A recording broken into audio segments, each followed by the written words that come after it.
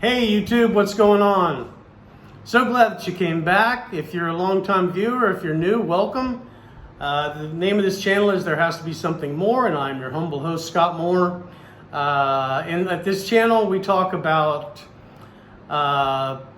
getting out of the rat race early, getting off that hamster wheel in the US or Canada or wherever you live, and going out and having a little bit of an adventure. We're going to look at a lot of different countries and cities that are possible retirement spots, and hopefully take you along on the adventure. So hopefully you can learn from the smart things we do and the stupid mistakes we make, and we'll try to help you out and answer any questions that you have along the way. I received a comment, and the comment was yesterday, and I apologize, I don't have it right in front of me, so I'm just going to kind of tell you the basics of what it was. The comment was, this person, I don't even remember if it was a man or a woman, but it was they said, I had the chance to go to 106 different countries, and now I am happily living in Florida on $1,200 a month. And I think that's awesome. I mean, if somebody found, really, this is all about finding your happy place. The thing is, we all have different things that make us happy. I lived in Florida 40 plus years, Sarasota, mostly Siesta Key, 6 or 7 years down in Naples. And Lydia grew up when she was young in Nicaragua and then Costa Rica, but has lived in the US most of her life. And so we've both lived in really hot, humid places, and neither one of us like it at all. So, like for us, retiring to Florida was absolutely never something that we wanted. We would never ever want that if we have a choice. And really, now this person did say they had a paid off house. I'm guessing they have a paid off car too. I really don't think I could make it on $1,200, so I applaud them for living there on $1,200. I think back to, my dad passed away a few years back, but when I think about his expenses, and he did come and live with us up in North Carolina for a while before he passed away, but when he was in Florida, just his Medicare. Now I'm 61. I'm not old enough for Medicare yet, and I don't remember if this person said their current age. But like just his Medicare at 65 between Part B and a supplement was about $400 a month. And then you start thinking, okay, that's $400. Now I've got insurance. I got insurance for my car. I've got insurance for my house. I don't know, whatever that is. So even before you start talking about air conditioning and electric bills and, cable and food prices, especially the way they've gone up recently, I just don't see any way I could make it on $1,200. But I applaud you. If you're watching this, if you're the person that sent that comment in, I applaud you, and I'm very happy for you that you found a happy place. We all have to kind of figure out what exactly is it that we're searching for, what's going to make us happy. So like for Lydia and I, one of the very first things we did was, we kind of, mostly me, because planning is kind of my thing. I enjoy it. So when we were planning, one of the first things we did was cross off everything with hot, humid weather. So, we eliminated some pretty nice places. I mean, Puerto Vallarta in Mexico and places like that. Most of the beach places eliminated. I mean, we both grew up on a beach. I mean, when I was a kid, it took me 5 minutes on my bicycle to get to Siesta Key Beach.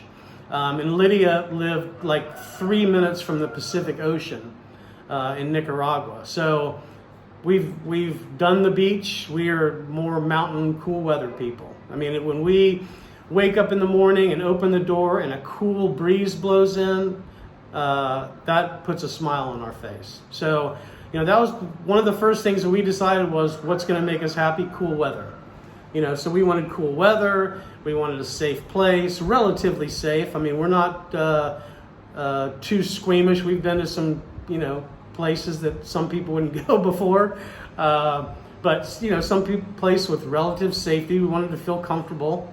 some people with a place with friendly locals, and a place with good health care. Currently, I'm healthy. We're every day, I'm either going to the gym or Lydia and I are both walking. We walk everywhere. So I've dropped 35 pounds now. Not really trying, just lots and lots of walking since we've been here, and our diet has changed a little bit since there's a lot of things we can't get. As the shirt says, I'm vegan, been vegan for 6 years. You can't buy like the fake meats, the fake cheeses. So here it's fruits, veggies, rice and beans. So it's really whole food, plant-based. But so those are kind of the things that make us happy. Cost of living is just like a huge bonus that it's super cheap. And really, it's not that all these countries are super, super cheap. It's that the U.S. is really expensive. Because when you look at the range of places that we plan to go, everywhere from Mexico City, we got Mexico, we got Puebla, Querétaro, Morelia, San Cristobal de las Casas, all these places in Mexico. We've got 3 places, Xela, Antigua, Lake Atitlan, that we plan to at some point visit. Xela is next. But all the way down to the very tip, Buenos Aires, Argentina, which is very European. What else? Arequipa, Peru, Cuenca, Ecuador. There's all these great places, and all of them have a cost of living somewhere between 25 and 50% of what it costs us to live in the U.S. There's so many great places. It's like, if I can live in a place that's like 30% of the costs that we had in the U.S., it's just a no-brainer to me.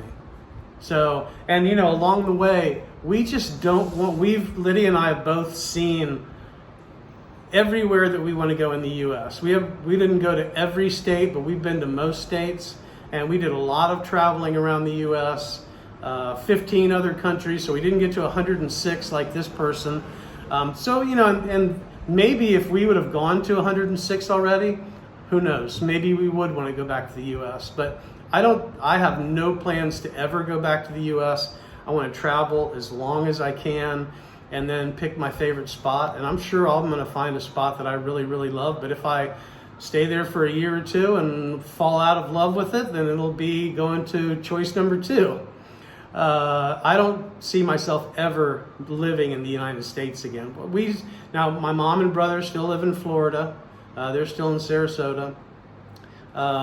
We have a daughter in Florida, North Carolina, Virginia, and Oklahoma, 10 grandkids spread out everywhere. My guess is if something happened to me and I pass out kick it along the way as we're traveling, Lydia, I'm guessing, will probably go back and live near one of the girls, but I don't know. If we're living in a place for a few years and make a lot of good friends like we have here in Nicaragua, who knows? Maybe she would stay here. So this video, it's something I've been thinking about. I thought I would respond to that comment. So again, if that was your comment, thank you very much.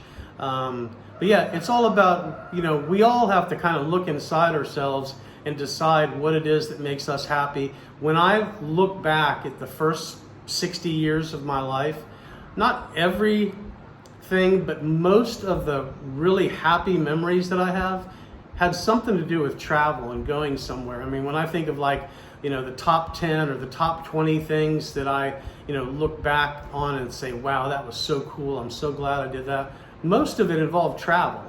So, this is our time to take the 4th quarter of life, as long as we have, and get out there, as long as we are still able physically to get out, walk around. And thank goodness I've dropped 35 pounds since I've been here, just walking and eating clean. No, I didn't really try, it just fell off. So anyway, maybe this video will spark you to kind of think, what is it that's going to make me happy? I mean, for some people, it's all about cost of living. For us, I mean, we love the fact that everywhere we're going is going to be 25 to 50% of the cost that we had in the U.S. I mean, that's just unbelievable to us.